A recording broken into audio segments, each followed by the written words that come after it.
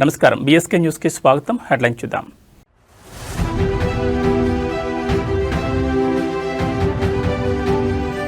ప్రపంచానికి భారత్ ఆశాకిరణం. EU డీల్ను మరోసారి ప్రశంసించిన మోడీ.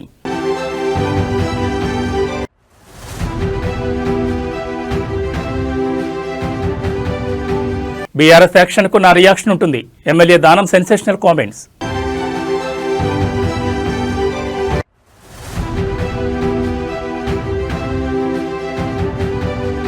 తిరుమల లడ్డూ కల్తీ నెయ్యి ఆరోపణలపై సీబీఐ దర్యాప్తు. నెయ్యిలో జంతువుల కొవ్వు కలవలేదని నిర్ధారించిన సీబీఐ.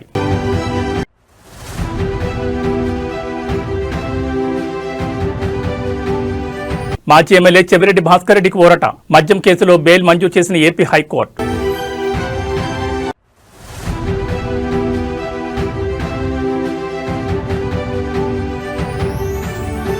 గద్దెపై కొలువుదీరిన సారళమ్మ. జనసంద్రమైన జంపన్న వాగు. ఇక డీటెయిల్స్ చూస్తే కేంద్ర బడ్జెట్ సమావేశాలు అత్యంత కీలకమైనవని ప్రధాని మోడీ అన్నారు. పార్లమెంట్ భవన్ ముందు మోడీ మీడియాతో మాట్లాడారు. రాష్ట్రపతి ద్రౌపది ముర్ము ప్రసంగం దేశ ప్రజల ఆత్మవిశ్వాసాన్ని ప్రతిబింబించిందని చెప్పారు. పార్లమెంట్ సభ్యులకు రాష్ట్రపతి ఎన్నో విలువైన సూచనలు ఇచ్చారని, రాష్ట్రపతి వ్యాఖ్యలను సభ్యులంతా పరిగణలోకి తీసుకుంటారని ఆశిస్తున్నామని ఆకాంక్షించారు. భారత్ EU స్వేచ్ఛ వాణిజ్య ఒప్పందం దేశ యువతకు ఎన్నో అవకాశాలు కల్పించనుందని, అంతేకాకుండా ఉత్పత్తి రంగానికి మరింత ఊపనివ్వనుందని మోడీ పేర్కొన్నారు. ఆర్థిక మంత్రిగా నిర్మలా సీతారామన్ మరోసారి బడ్జెట్ను ప్రవేశపెట్టబోతున్నారని, ఇది భారత పార్లమెంట్ చరిత్రలో అరుదైన గౌరవమని, ప్రపంచానికి భారత్ ఆశాకిరణంగా మారనుందని తెలిపారు. దేశ అభివృద్ధి కోసం కీలక సంస్కరణలతో ముందుకు పోతున్నాం. నిన్న రాష్ట్రపతి ప్రసంగంలో ప్రతి భారతీయుడు ఆత్మవిశ్వాసాన్ని ప్రతిబింబించిందన్నారు. 140 కోట్ల ప్రజల ఆత్మవిశ్వాసాన్ని ప్రతిబింబించిందన్నారు. 2047 వికసిత్ భారత్ లక్ష్యం కోసం కార్యాచరణ ప్రారంభమైందన్నారు. దేశ చరిత్రలో ఒక మహిళ నిర్మలా సీతారామన్ ఆర్థిక మంత్రిగా 9వ బడ్జెట్ ప్రవేశపెడుతున్నారు. नमस्कार साथियों,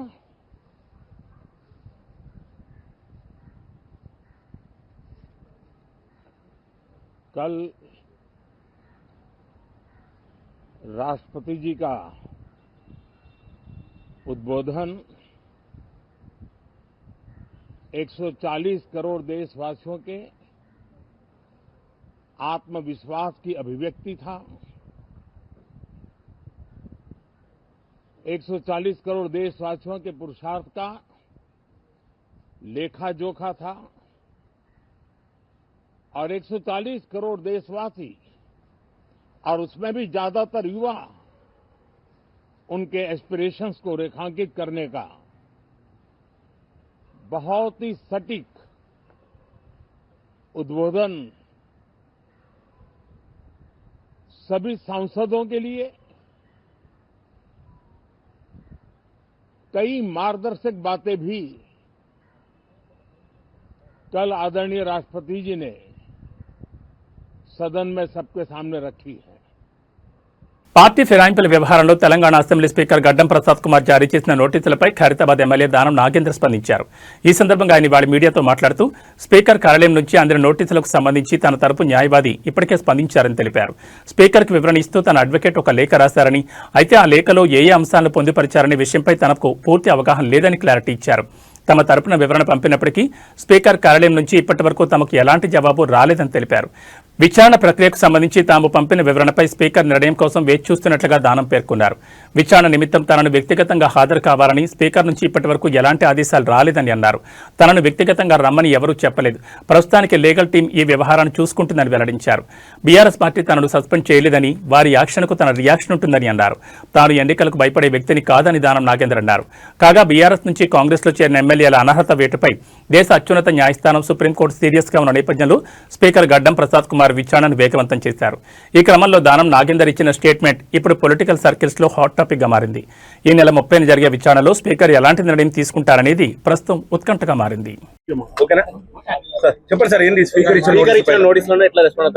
స్పీకర్ గారు ఇచ్చిన దానికి మా అడ్వకేట్ ద్వారా మనం రిప్లై పంపించడం జరిగింది. మళ్ళీ నాకు స్పీకర్ నుంచి ఇంకా ఏం పిలిపేం రాలేదు. వచ్చినప్పుడు నేను నా అడ్వకేట్ వెళ్ళి మేము ఇస్తాం తప్పకుండా. అదేవిధంగా మేము ఇచ్చినటువంటి రిప్లై ఇప్పటిదాకా మాకు వచ్చిన దానికి మేము రిప్లై జవాబు ఇచ్చాము ఒకటి. కానీ ప్రత్యేకంగా మమ్మల్ని మరి ప్రెసిడెంట్ గమ్మని ఎక్కడ స్పీకర్ గారు ఇప్పటిదాకా చెప్పలేదు. చెప్పినప్పుడు నేను వ్యక్తిగతంగా పోయి ఉన్నటువంటి క్రాస్ ఎగ్జామినేషన్ పిటిషనర్స్ ఉంటుందని నేను అనుకుంటున్నాను. నాకు తెలిసిన లా ప్రకారంగా పిటిషనర్స్ కి ఉంటది. తర్వాత నన్ను పిలుస్తుండొచ్చు. నన్ను పిలిచినా కూడా నేను తప్పకుండా వెళ్ళి నా ఎక్స్ప్లెనేషన్ మీరు రాజీనామా చేయాల్సి లేదంటే అనర్హత వేటు పడుతుందనే భయంతో ఇట్లా అఫిడవిట్ దాఖలు చేశారు దానం నాగేందర్ అని చెప్పేసి రెండే ఇష్యూలు. రాజీనామా చేయాల్సిన పరిస్థితి వచ్చినా, ఒకవేళ అట్లా డిస్క్వాలిఫికేషన్ వచ్చినా, నేను ప్రజాబలంతో ఇన్నిసార్లు గెలిచాను. అక్కడ ఆసిఫ్ నగర్ లో ఎంఐఎంఓలో అంత బలమైన ఉంటేనే నేను ప్రజలతో గెలిచాను. కాబట్టి ప్రజల మనిషిని, ప్రజల మధ్యలో ఉండేటోని. ప్రజాబలమే నా బలం. తప్పకుండా నేను అలాంటి పరిస్థితి వస్తే తప్పకుండా మళ్ళీ ప్రజాక్షేత్రంలో వస్తాను. తప్పకుండా మళ్ళీ పోట్లాడతాను.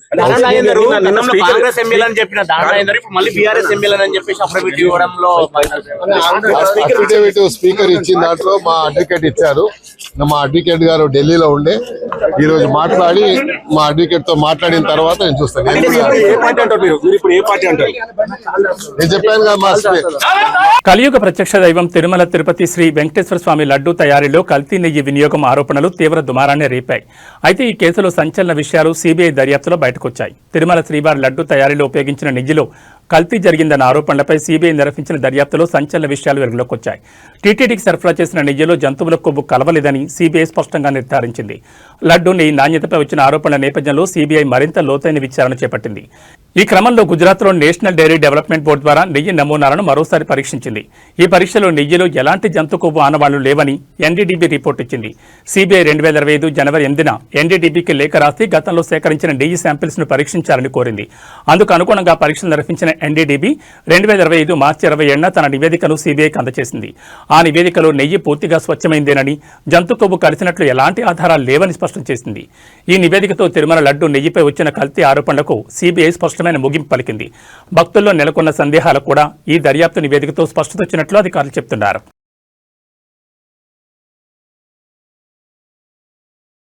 గొంతకల్ ఎమ్మెల్యే గుమ్మనూరు జయరాం పేరుతో ఉన్న ఎమ్మెల్యే స్టిక్కర్ వాహనాన్ని ఉపయోగిస్తూ ఇద్దరు వ్యక్తులు నానా హంగామా సృష్టించిన ఘటన అనంతపురం జిల్లాలో తీవ్ర కలకలం రేపుతోంది. మత్తులో ఉన్న వాళ్లు రోడ్డుపై వెళుతున్న వాహనాలను అడ్డుపెట్టి బెదిరిస్తున్నారని స్థానికులు పోలీసులకు కంప్లైంట్ ఇచ్చారు. విషయం తెలిసిన పోలీసులు వెంటనే సంఘటనా స్థలానికి చేరుకున్నారు. మత్తులో ఉన్న రౌడీ షీటర్ను పట్టుకునేందుకు ప్రయత్నించిన సమయంలో వారు పోలీసులపై కారుతో తీసుకెళ్లే ప్రయత్నం చేశారు. ఈ ఘటనలో పెట్రోలింగ్ లో ఉన్న కానిస్టేబుల్ త్రుటిలో ప్రమాదం నుంచి తప్పించుకున్నారు. అయితే పోలీసులు తమ వాహనంతో వెంటాడి ఎమ్మెల్యే స్టిక్కర్ ఉన్న కారును అడ్డగించారు.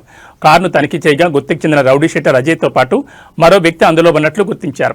వెంటనే ఇద్దరిని అదుపులోకి తీసుకున్నారు. ఎమ్మెల్యే పేరుతో ఉన్న స్టిక్కర్ను దుర్వినియోగం చేసి ప్రజలను భయపెడుతున్న ఘటనపై కేసు నమోదు చేసి విచారణ ప్రారంభించారు. ఈ సంఘటనపై ఎమ్మెల్యే స్టిక్కర్ల దుర్వినియోగంపై కఠిన చర్యలు తీసుకుంటామని పోలీసులు పేర్కొన్నారు.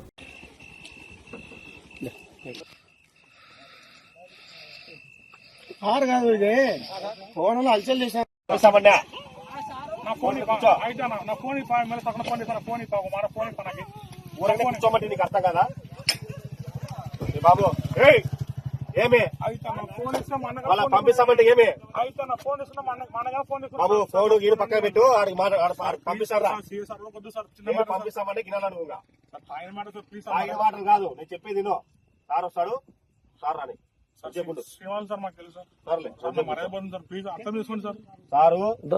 వేరే సార్ వస్తారు. మేడారం మహాజాతరకు భక్తులు పోటెత్తున్నారు. ఇప్పటికే గోవిందరాజు, పగడిగిద్దరాజు గద్దెల మీదకు చేరుకోగా కన్నెపల్లి నుంచి సారలమ్మ సైతం గద్దె వద్దకు చేరుకున్నారు. ఇక నేడు గిరిజన పూజార్ల పూజలతో చిలుకలగుట్ట నుండి సమ్మక్క గద్దెపైకి వస్తారు. ఈ ఘటనతో జాతర మొదలవుతుంది. కాగా సమ్మక్క సారలమ్మను సాధారణ భక్తులతో పాటు రాజకీయ నాయకులు, సెలబ్రిటీలు దర్శించుకుంటూ మొక్కులు తీర్చుకుంటున్నారు.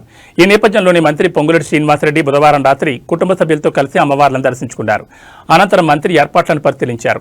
అధికారులు, పోలీసులను కలిసి వారికి పలు సూచనలు చేశారు. ఇక పొంగులేటి మేడారం జాతర ఏర్పాట్లలో కీలక పాత్ర పోషించిన సంగతి తెలిసిందే. జాతరలో మౌలిక సదుపాయాల కల్పన, ట్రాఫిక్ నియంత్రణ, 24/7 పర్యవేక్షణపై ప్రత్యేక శ్రద్ధ వహించారు. మేడారంలో అభివృద్ధి పనుల్లోనూ ఆయన కీలక పాత్ర పోషించారు.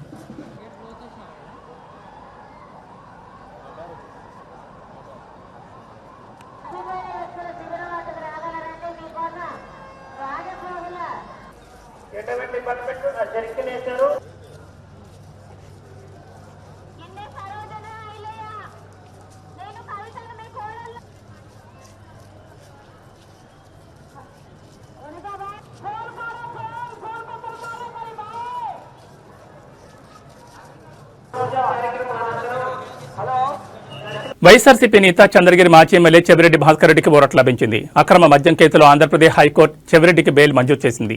భాస్కర్ రెడ్డితో పాటు సజ్జల శ్రీధర్ రెడ్డి, వెంకటేష్ నాయుడులకు సైతం బెయిల్ ఇచ్చింది.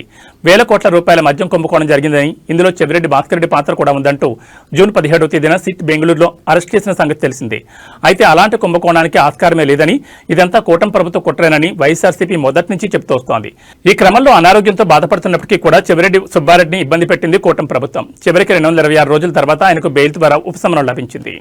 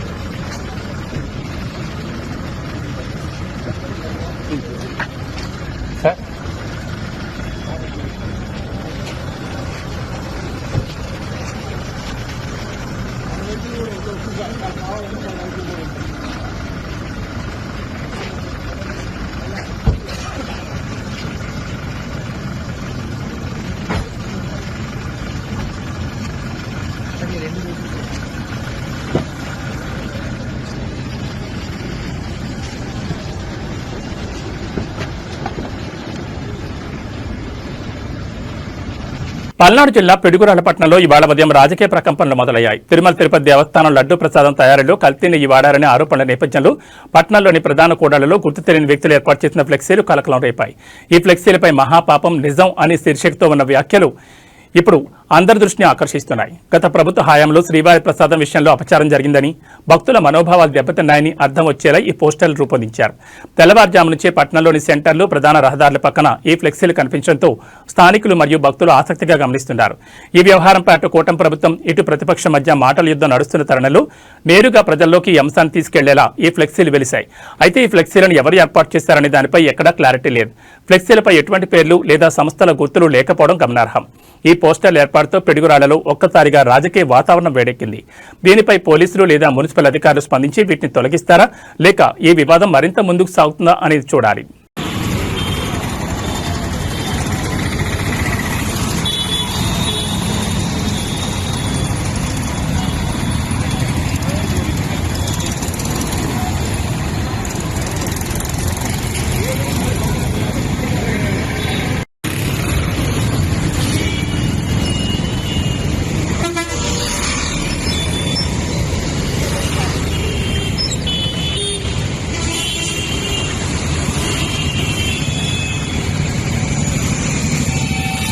మేడారం మహాజాత్రలో భక్తుల రద్దీ పతాక స్థాయికి చేరింది. బుధవారం రాత్రి కన్నెపల్లి నుంచి సారలమ్మ దేవత అశేష జనవాహిని మధ్య తరలివచ్చి గద్దెపై కొలువు తీరడంతో జాతరలో ప్రధాన ఘట్టం మొదలైంది. ఇక గురువారం సాయంత్రం చిరకలగుట్ట నుంచి సమ్మక్క అమ్మవారి ఆగమనం ఉండడంతో ఆ వేడుకను కళ్లారా వీక్షించేందుకు భక్తులు పోటెత్తారు. అమ్మవార్ల దర్శనానికి ముందు పవిత్ర స్నానాలు ఆచరించేందుకు భక్తులు భారీగా తరలి రావడంతో జంపన్న వాగు వేలాది మందితో కిటకిటలాడింది. సమ్మక్క సారలమ్మల నామస్మరణతో మేడారం అడవులన్నీ మారుమోగుతున్నాయి. గద్దెపై కొలువు తీరిన సారలమ్మను దర్శించుకునేందుకు భక్తులు గంటల తరబడి క్యూలైన్లో వేచి ఉన్నారు. జంపన్న వాగులో పుణ్యస్నానాలు ఆచరించి తడిబట్టలతోని అమ్మవార్లకు నిలువెత్తు బంగారం సమర్పించుకునేందుకు భక్తులు ఉత్సాహం చూపిస్తున్నారు. భక్తుల రద్దీని దృష్టిలో ఉంచుకుని పోలీసులు, రెవెన్యూ యంత్రాంగం నిరంతరం పర్యవేక్షిస్తూ ఎక్కడా అవాంఛనీయ సంఘటనలు జరగకుండా కట్టుదిట్టమైన భద్రతను ఏర్పాటు చేశారు.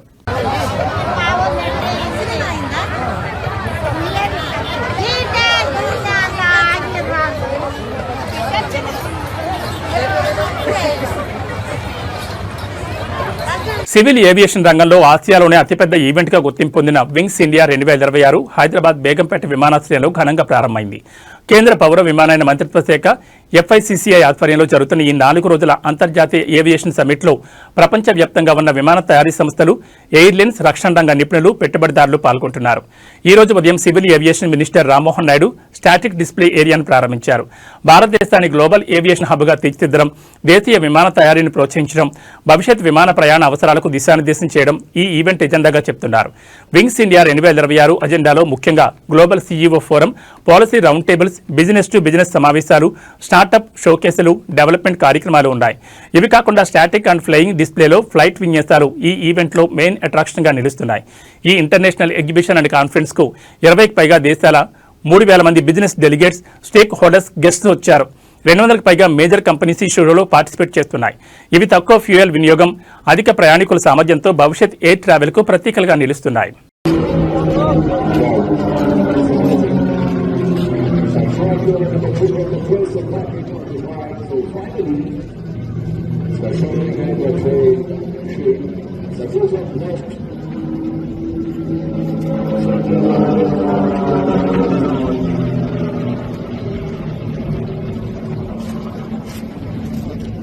So please hold the tools in which you release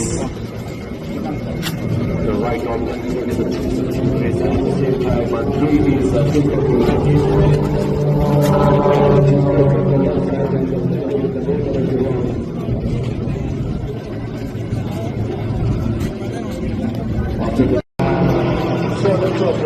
Chris Gamesography. So first runner from this tool is was employed as manager air traffic controller for 7 years. The 1979 he started some financial training and the charitable wisdom mentor at the Hawk. So move the global stars. So the global stars are from your formation aerobatic display. Medaram జాతరలో నేడు సమ్మక్క తల్లి ఆగమనంతో భక్తజనం పోటెత్తింది. ఈ నేపథ్యంలో మంత్రులు పొంగులేటి శ్రీనివాసరెడ్డి, అడ్లూరు లక్ష్మణ్ కుమార్ స్వయంగా బైకులపై తిరిగి ఏర్పాట్లను పర్యవేక్షించారు. సాయంత్రం చిలకలగొట్ట నుంచి సమ్మక్కను తీసుకొచ్చేందుకు ప్రధాన పూజారి కుక్కరి కృష్ణయ్య బృందం సిద్ధమైంది. ఇప్పటికే రోప్ పార్టీ ట్రయల్ రన్ పూర్తి కాగా జంపన్న వాగు వద్ద భక్తుల స్నానాలకు పటిష్ట చర్యలు చేపట్టారు.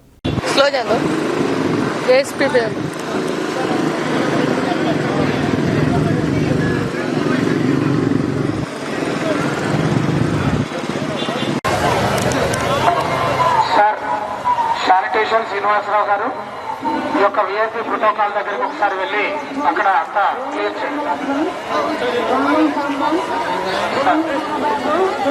మేడారం జాతర విధుల్లో ఉన్న పోలీసులు సరదాగా స్టెప్పులు వేస్తారు. మహాజాతరలో డప్పులతో భక్తులు ఆలయం వద్దకు వెళుతుంటే అక్కడే ఉన్న పోలీసులు వారితో కలిసిపోయారు. కాసేపు సంబరంగా డప్పు చెప్పులకు తగ్గట్టుగా డాన్సులు వేశారు. పోలీసులతో పాటు ఇతర శాఖల అధికారులు, మహిళా పోలీసులు సైతం డాన్స్ చేసి ఆకట్టుకున్నారు. ప్రస్తుతం పోలీసులు ఫుల్ జోష్తో డాన్స్ చేసిన వీడియో సోషల్ మీడియాలో వైరల్ అవుతోంది. దీంతో నెటిజన్లు సైతం వీడియో చూసి ఫిదా అవుతున్నారు. దీన్నే ఫ్రెండ్లీ పోలీసింగ్ అంటారని కామెంట్ చేస్తున్నారు. ఇక కోట్ల మంది విచ్చేసే గిరిజన జాతరలో పోలీసులు ఎంతో కష్టపడి సెక్యూరిటీ కల్పిస్తున్న సంగతి తెలిసిందే. క్యూ లైన్లో తొక్కిసలాట జరగకుండా చూసుకోవడంతో పాటు జాతరలో ఎలాంటి అవాంఛనీయ ఘటనలు చోటు చేసుకోకుండా జాగ్రత్తలు తీసుకుంటున్నారు. బిజీ డ్యూటీలో అప్పుడప్పుడు ఇలా స్టెప్పులు వేయడం వల్ల కష్టాన్ని సైతం మర్చిపోయి మరింత ఉత్సాహంతో విధులు నిర్వహించే అవకాశం ఉంది.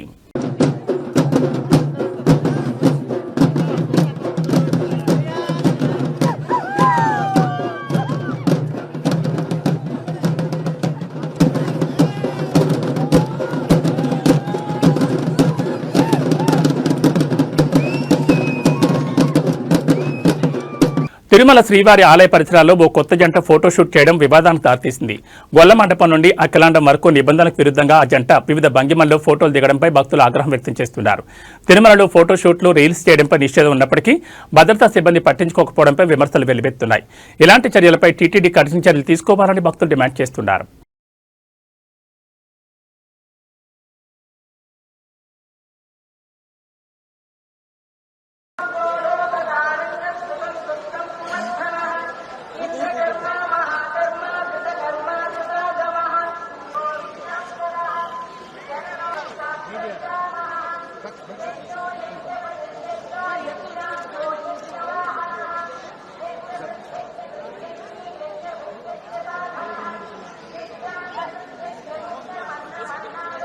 గోల్డ్ లవర్స్ కు ఊహించని షాక్ తగులుతోంది. అంతర్జాతీయ మార్కెట్ ప్రభావంతో దేశీయంగా బంగారం ధరలు మునిపెన్నడూ లేని విధంగా భారీగా పెరిగి ఆల్ టైమ్ రికార్డుకు చేరాయి.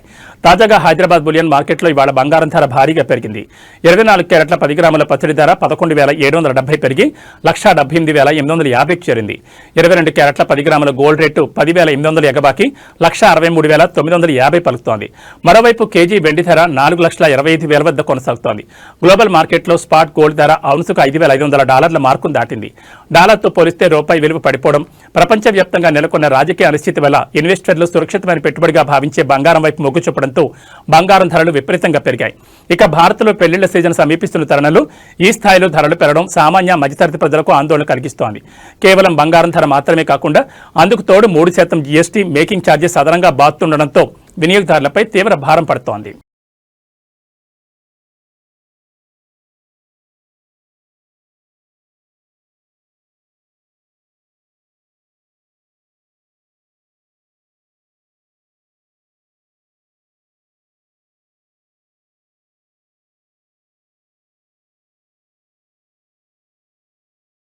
ఏబీ బులెటిన్ విశేషాలు. నమస్కారం.